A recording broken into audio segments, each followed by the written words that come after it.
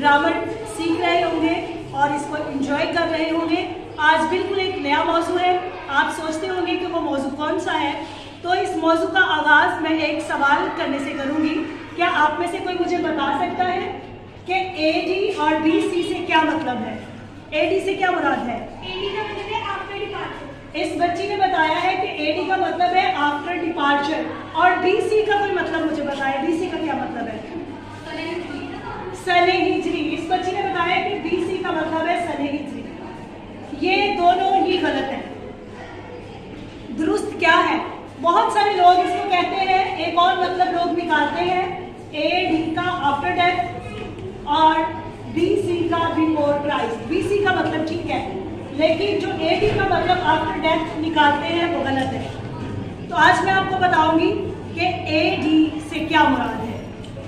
AD दरअसल medieval time का, यानी मिडीवल लैटिन वर्ड है।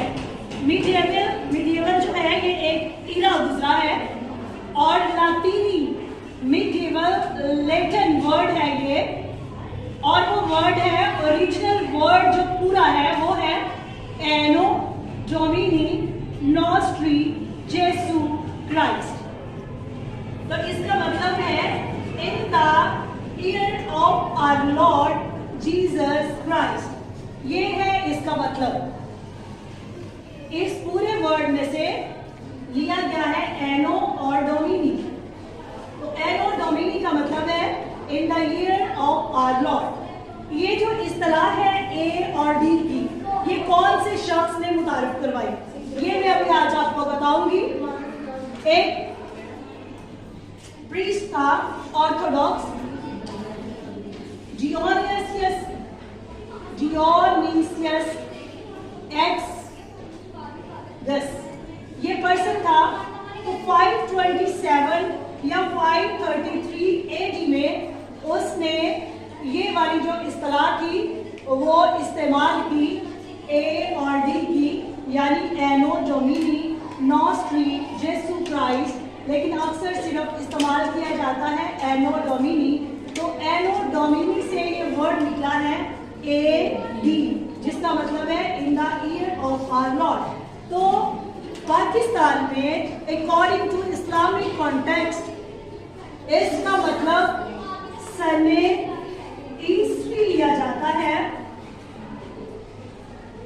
बहुत सारे लोग जो मसीही हैं वो इसको सने मसीही बोलते हैं, यानी अगर 2024 है तो इसके साथ पहले लगाते थे एन यानी ईस्वी, तो 2024 मीम भी यूज किया जाता है पाकिस्तान के अंदर। तो उर्दू में लोगों को बताना नहीं आता, सॉरी इंग्लिश में, लेकिन उर्दू में जो लोग लिखते हैं वो सही लिखते हैं 2024 ईस्वी या 2024 मसीही। यानी जब जीसस क्राइस्ट की पैदाइश हुई तो पैदाइश से जो साल काउंट किए जाते हैं वो साल ईस्वी साल कहलाते हैं, यानी AD कहलाते हैं।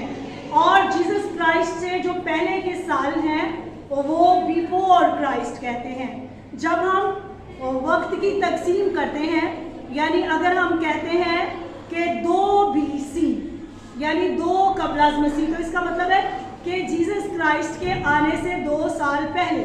यानी अगर हम कहते हैं कि 4000 कबल मसीह, तो वो 4000 BC, यानी जीसस क्राइस्ट के आने से 4000 साल पहले। तो जीसस क्राइस्ट के आने के बाद, यानी अब ये हमारा ईयर गुजर रहा है 2024। तो उम्मीद है कि आपको AD की समझ आ गई होगी, इसकी ओरिजिन की, कि AD से क्या मुराद है। और आइंदा जब आपसे पूछा जाएगा तो आपका कॉन्सेप्ट यकीनन इस हवाले से क्लियर होगा।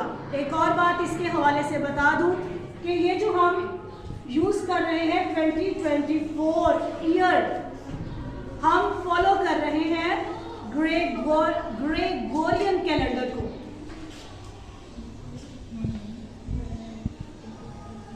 ग्रेगोरियन और जूलियन, ये वाला कैलेंडर जो है इसको हम फॉलो कर रहे हैं, और पूरी दुनिया जो है वो ग्रेगोरियन और जूलियन कैलेंडर जो है उसी को फॉलो कर रही है और 1 जनवरी से हमारा ईयर स्टार्ट होता है और 31 दिसंबर को हमारा ईयर जो है वो खत्म हो जाता है।